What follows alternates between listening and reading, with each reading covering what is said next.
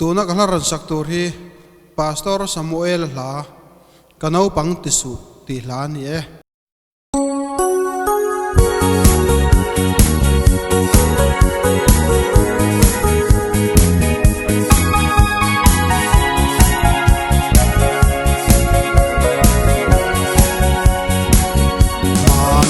lalpa iswa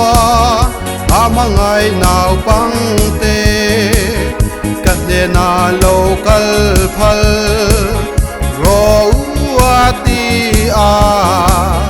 tu takin a kwang kwa mal a som saka onem zai dam min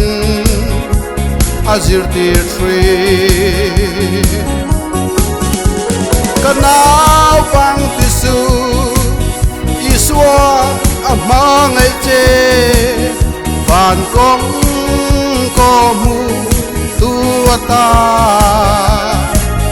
rin na kong ate yang lim na kong ate inau pan na tuman ngai nep su se wal zin na rama swale khem na kara she om le lau om po kan tuar zelanga mangai tu iswa zuin arong bol zel hi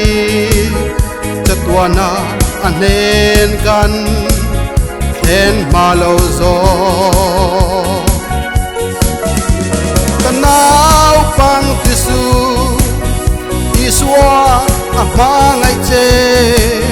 van kong ko mu tuata rin na kong ate yang lim na kong ate inau pan na tuman ngai nep su se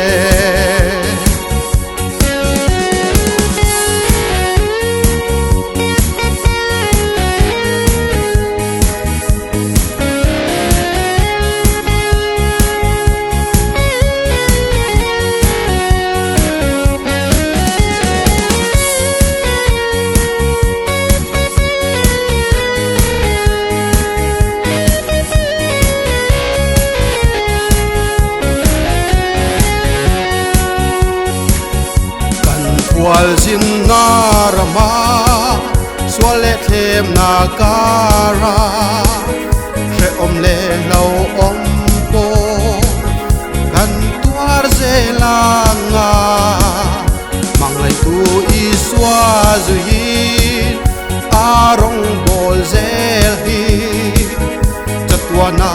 anen kan ten halo zo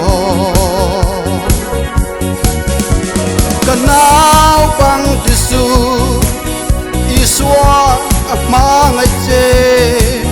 van kong ko mu tuata rin na kong ate yang lim na kong ate inau pan na tuman ngai nep su se kanau pang tisu iswa amangai che van kong ko mu tuata rin na kong ate yang lim na kong ate inau pan na tuman ngai nep su se